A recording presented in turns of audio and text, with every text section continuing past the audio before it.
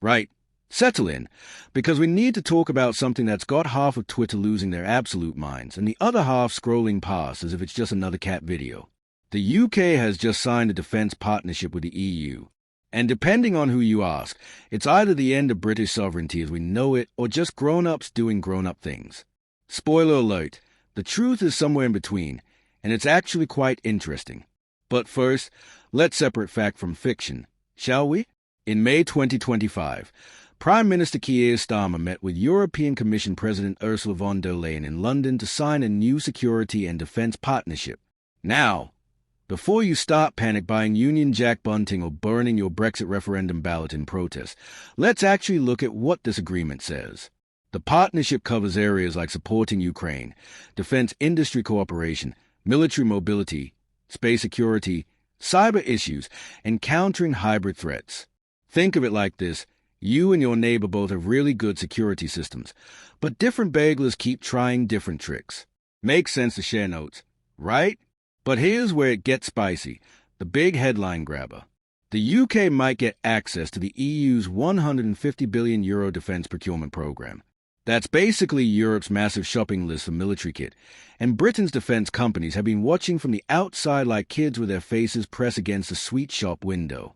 Now, if you're thinking this sounds suspiciously like rejoining the EU through the back door, you're not alone. But let's dig deeper. Here's where things get properly British. Complicated, slightly awkward, and involving a lot of polite diplomatic language that means more than it says. Look, Brexit happened. We all lived through it. Some of you probably still have PTSD from the word backstop. But here's the thing about international relations. They're like that ex you have to work with. You might not be together anymore, but you've got shared responsibilities, and ignoring each other just makes everything worse for everyone.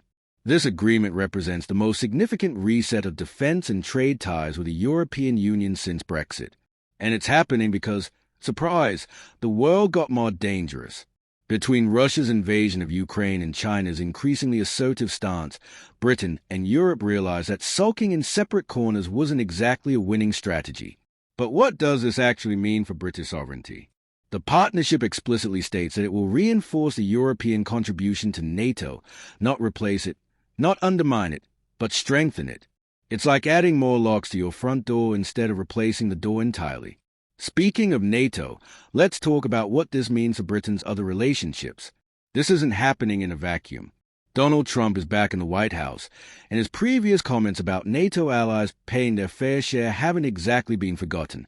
Europe knows it needs to step up its defense game, and Britain, despite Brexit, remains Europe's most capable military power alongside France. Starmer outlined 5 key areas for UK-EU collaboration: military mobility and logistics, working more closely on missions, protection from state threats and sabotage, developing military technology, and deepening industrial collaboration. Think about it this way. If you were planning a neighborhood watch scheme, would you exclude the house with the best security system just because they left the residents' association? Of course not. But here's what the critics are really worried about. The fear isn't really about military cooperation. It's about precedent. If we can cooperate on defense, what's next? Trade? Immigration? Before you know it, are we basically back in the EU without admitting it? It's a fair question, and the government's answer is essentially, trust us, we know what we're doing. Which brings us to the million-pound question, right? Enough of the big picture stuff. What does this actually mean for regular people? For starters, if you work in the UK defense industry, this could be brilliant news. The partnership may open doors for UK companies to benefit from EU defense procurement plans, which means more contracts, more jobs, and more innovation happening right here in Britain. If you're worried about sovereignty, well, that depends on how you define it. Britain still controls its own armed forces, still makes its own defense decisions, and still has its finger on its own nuclear button. What we're doing is agreeing to play nicely with our neighbors when it makes sense for everyone. But let's be honest about the elephant in the room. This is clearly part of a broader reset with Europe. The recent summit included agreements on defense, migration, work, and travel. And while none of this reverses Brexit, it's definitely not the heartbreak that some people wanted. Here's the thing about geopolitics. It's not a game of ideological purity. It's about dealing with reality. The reality is that Britain is a European country, whether we're in the EU or not. The reality is that threats like cyber attacks, terrorism, and aggressive neighbors don't respect Brexit boundaries. And the reality is that cooperation often beats isolation, even when cooperation is complicated and messy. Is this the end of British independence? No. Is it a sign that Brexit's effects are being softened around the edges? Probably. Is that necessarily a bad thing? Well, that depends on what you think Brexit was supposed to achieve. The truth is, this partnership is probably exactly what it claims to be, a practical arrangement between neighbors who realize they are stronger working together than apart. Whether you think that's brilliant or betrayal probably says more about your politics than it does about the policy. So, what do you think? Is this pragmatic governance or the thin end of the wedge? Are we seeing Brexit Britain finding its feet in the world, or watching sovereignty slowly slip away? Let me know in the comments, and try to keep it civil.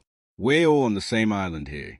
If you found this breakdown useful, smash that like button, subscribe for more no-nonsense takes on UK politics, and ring the notification bell. Because trust me, there's always more drama coming. This is UK Plug, cutting through the noise so you don't have to. See you next time.